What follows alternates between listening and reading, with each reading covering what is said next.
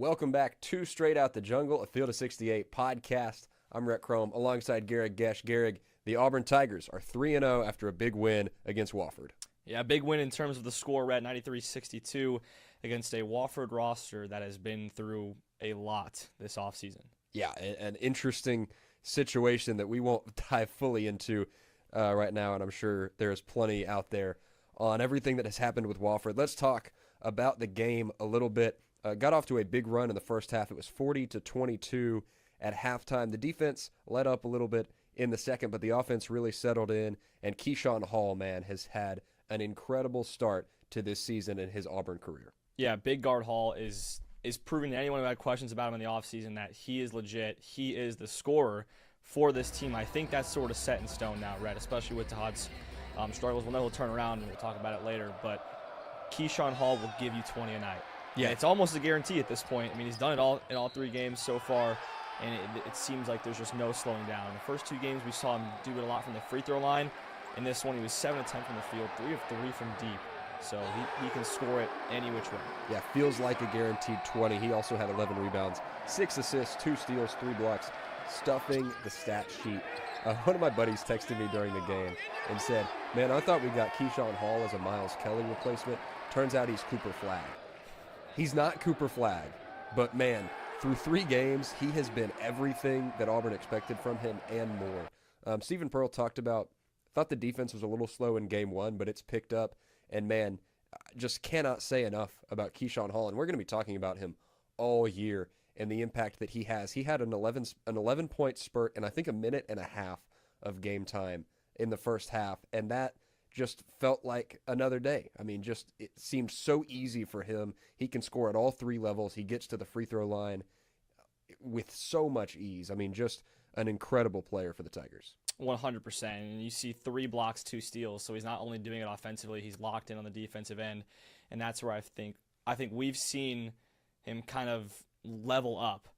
He was just a pure scorer last year, and he played well on the defensive end. But I think this Stephen Pearl coach team is really getting the most out of Keyshawn Hall.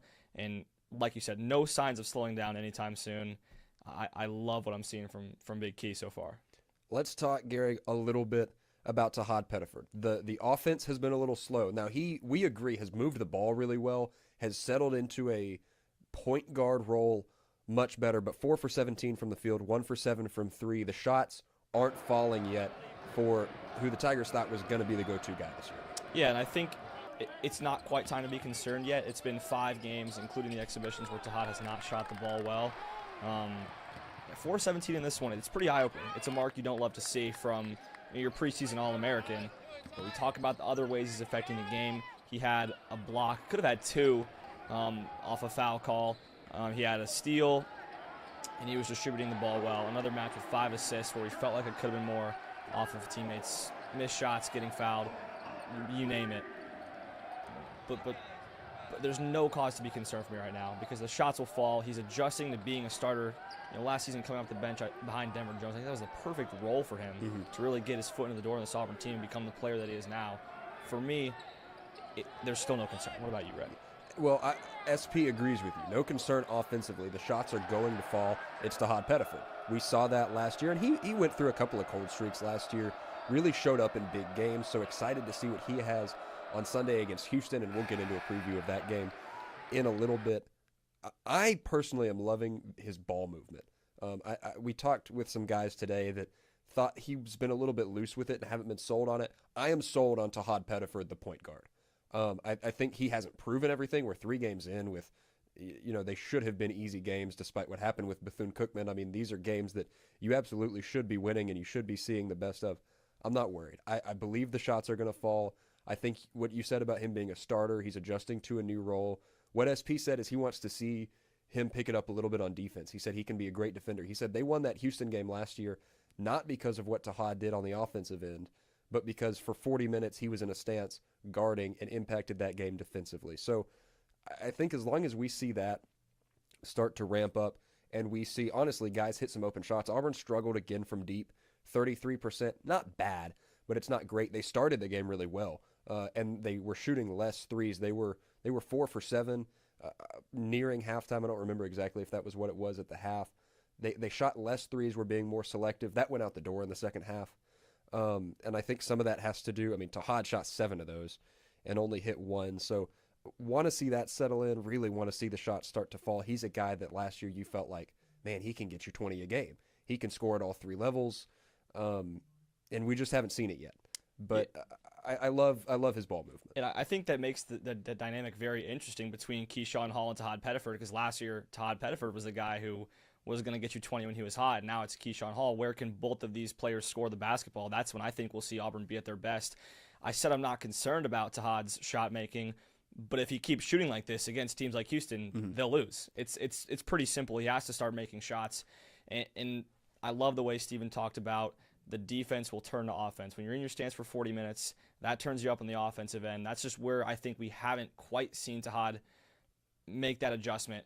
And he created a ton of open shots for himself. He's still good at doing that. Yeah. It's just getting him to fall, and I think this Houston game is one where he needs those shots to fall. Yeah, what's really nice for Tahaad and for Auburn, though, is this team, just like last year, has some dudes that can score. We, for the first time, saw Elyjah Freeman's spurt ability was a word that Stephen Pearl used in the postgame, actually about Keyshawn Hall, but we saw it from Elyjah Freeman. 21 points, 5 rebounds, 3 assists, affected the game defensively. Kind of a breakout game for the Tigers newcomer. Yeah, did we ever determine if spurt ability was actually a word? Did anyone SP look it asked up? us to Google it. I didn't Google it. I'm going to trust the head coach and say that spurt ability is a great word that we will use as often as we can the rest of the season. I mean, that's the perfect way to describe Elyjah Freeman. The transfer from Lincoln Memorial has been nothing short of outstanding. And we all this talk about Keyshawn Hall. Freeman led the team in points. He did. He led was all 21, players. 7 of 12, 1 of 4 from deep. And his ability to get downhill is, I feel like, is unlike any other player on this team other than maybe Keyshawn Hall. When he gets downhill, he's tough to stop.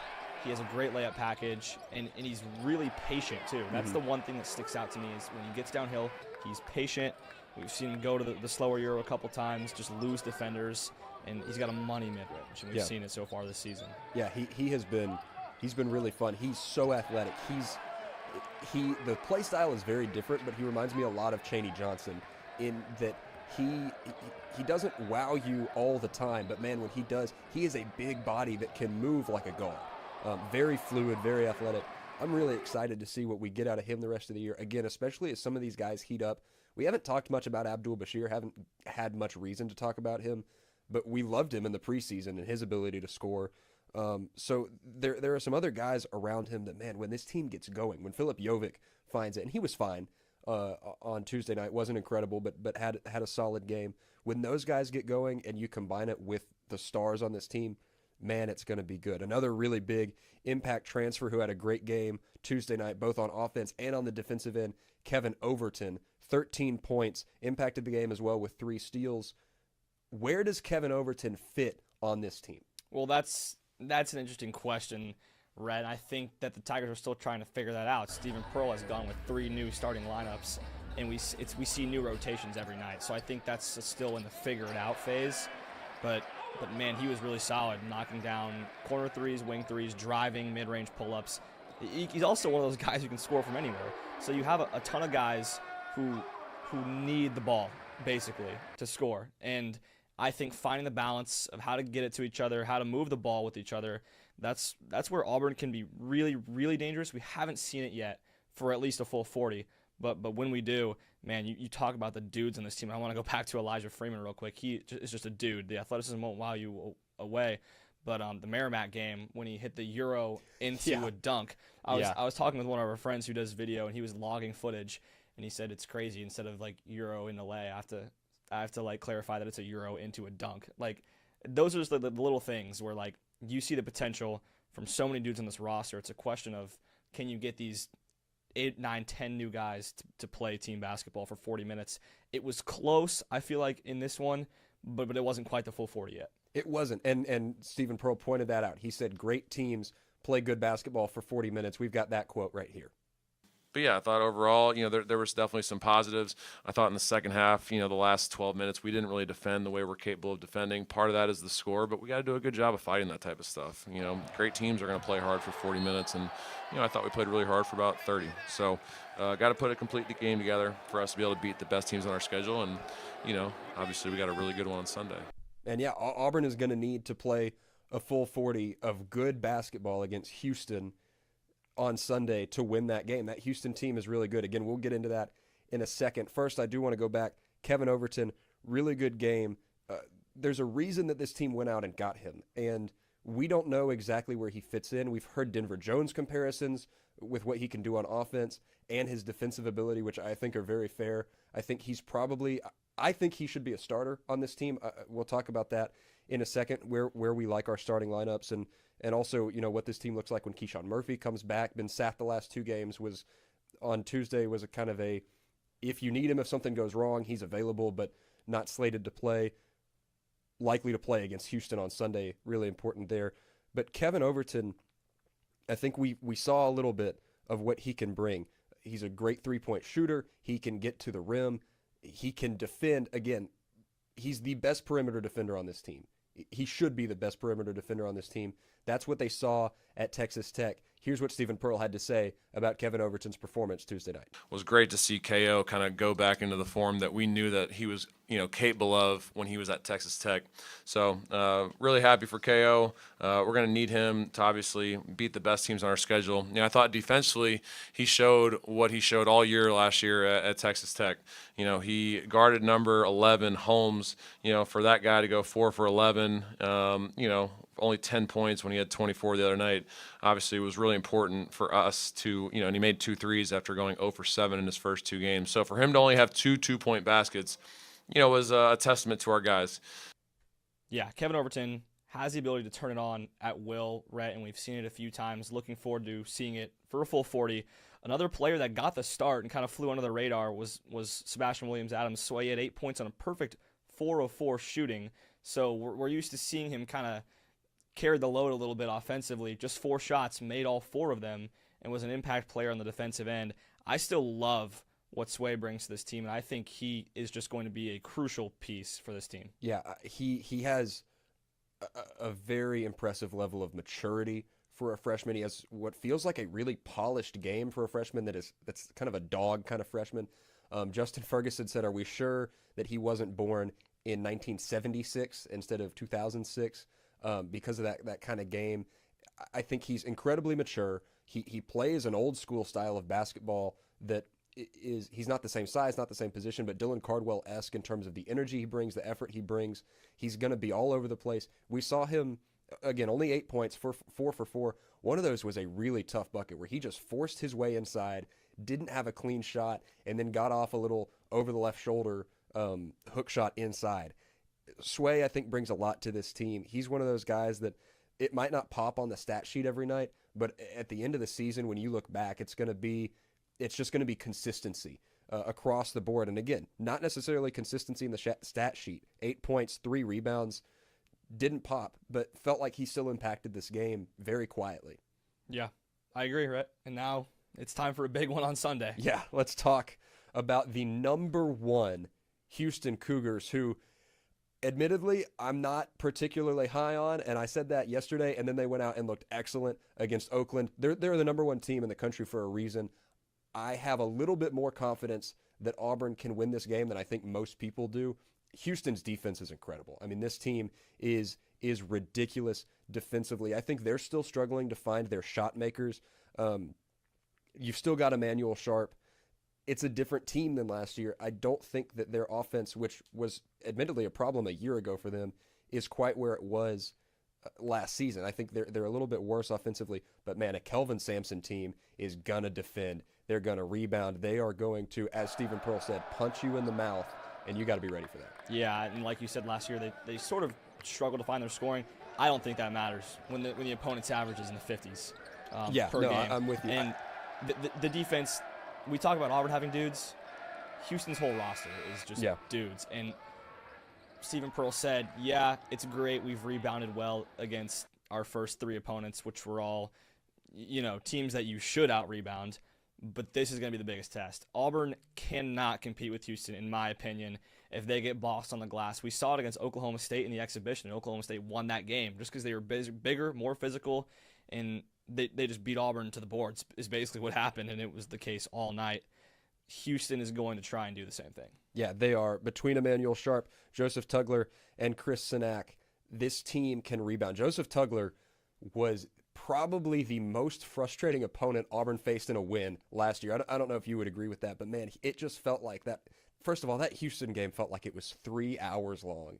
And a lot of that was Joseph Tugler getting an offensive rebound and then getting fouled. Yeah. And Auburn, they've done well defending the offensive boards, clearing defensive rebounds, getting up the court. They've been really good hitting the offensive boards as well. It is another animal against Houston, and I think we're really going to get to see what this Auburn team is made of. We saw them show some toughness and grit in the first game of the year, but that was in a game that got away from them and shouldn't have been at that place at all. Houston, again, it's going to have to be 40 minutes of grit and grind and nearly perfect basketball to beat a team that good. Oh, 100%. And it's an opportunity I know these players are looking forward to. The sort of mismatched roster that Auburn has put together. A couple of guys that have faced Houston, including Tahaad last year in that game where he went off. And, man, you talk about that game going 3 hours. It seemed like every bucket, like the fate of the game was hanging on every single shot. That's how good of a basketball game it was. And that game was in Houston. Now they get the game in Birmingham, so it'll be likely a majority Auburn crowd. And I think Auburn's going to need to lean on that a little bit, right? They are. We got some great quotes post-game from Elyjah Freeman and Kevin Overton on what this game means to them. Kevin Overton, one of those guys that played Houston last year. Here's what they had to say about facing the Cougars on Sunday. You go first. I'm trying to get back from last year. I didn't win at the crib last time I played them, so this is just another good battle for me. Different team, but same approach for me. Yeah. And for me, just watching them, like, last year where I was at and just watching all these guys play last year, like, I'm just too hungry. I just want to beat them so bad. Like, I'm already having lucid dreams about it all night, just thinking about this game, man. So, yeah, we just ready to prep for them and get our bodies right. Just looking forward to Sunday. Lucid dreams, Rett.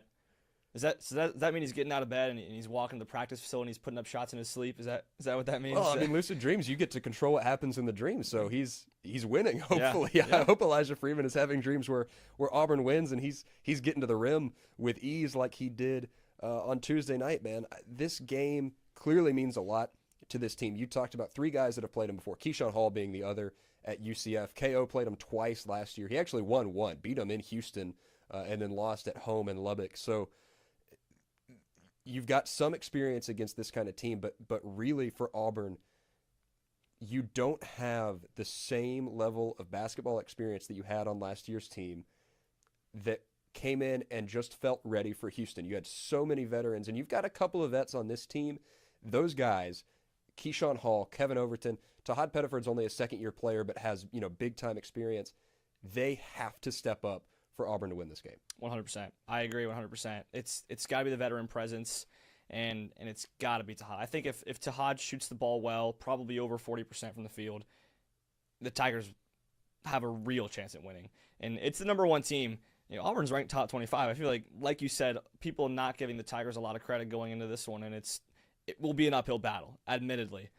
They will get punched in the mouth, as head coach Stephen Pearl said, but they've been there before. So there's no reason to doubt them, especially Tahaad, who seems to always put on his best performance in big games. So that leads into the question, Gehrig. What does Auburn need to do to beat Houston? I'll ask a couple. How many does Auburn need to score? Or alternatively, what do they need to hold Houston to? And what are the big performers? Who are the big performers for Auburn? What do they do? Well, I think if it's all going to come down, in my opinion, to the physicality of the game in the rebounding margin. Houston will probably win the rebounding margin. Just that's how it is. But the Tigers keep it within 5 to 10. That puts them in a better spot. If they shoot the ball well, the shooting has not been excellent from deep this season. It hasn't been terrible by any means, but it hasn't been great. It hasn't been near what we saw it be last year with the amount of shooters on the team. I think shooting the ball well, especially Tahaad. Yeah. We know Key's probably going to get 20 points. So if Tahaad shoots the ball well, if they play physical on the defensive end and crash the glass, that gives them the best chance of walking away with a win. I don't really know if there's a point margin that I would say that they need to hold Houston to or they need to score. I mean, because we've seen them score 90-plus every game. Right. not sure if we could see any sort of game, I think, because Houston could find their scoring. Who knows? And it could be an 80-80 type game. So that's the best part about it, Rez. You don't really know. And that's the weakness for Houston. Under 30% from three, as much as Auburn has struggled from deep, Houston has struggled even more. Now, their game is not built around that. This Auburn team is different from last year. Last year's team, as great as it was defensively, it was even as great as it was offensively, it was even better defensively. This year, this team still has to gel, figure it out defensively. They got a lot less size. They need to shoot the ball well. I think if you score 70, you've got a really good shot to win this game. But scoring 70 against Houston is really, really tough. I think you need those three guys that have played Houston before to perform. You need Keyshawn Murphy at his best on the boards because you need Philip Jovic at his best on the boards. You need Sway at his best on the boards. I mean, the bigs are going to be a little bit outsized. Rebounding is honestly more than half the battle. And it feels like it's something that we've talked about at Auburn for a long time, is that in big games, even when you've got big guys, they consistently get out rebounded. That is the game. I mean, you got to keep Houston off the offensive boards, and you have to attack on the offensive boards. I mean, if you can keep the rebounding battle close and shoot the ball well enough, you give yourself a chance. But the Houston Cougars are a very, very good basketball team. Yeah, it's a fun one. Fun one in Birmingham on Sunday, right? Yeah. So the Auburn Tigers play the Houston Cougars in Birmingham on Sunday. That game is at 2 p.m. We will be there. We'll have live coverage on Twitter of that game from both Straight Out the Jungle on, what is that, at Straight Out AU Jungle. You'll find it. We'll link it on Twitter, Krome2, and at Gehrig Gesch on Twitter. We'll have live coverage of that one. And then after the game, we'll have our recap coming back. That's it for this episode of Straight Out.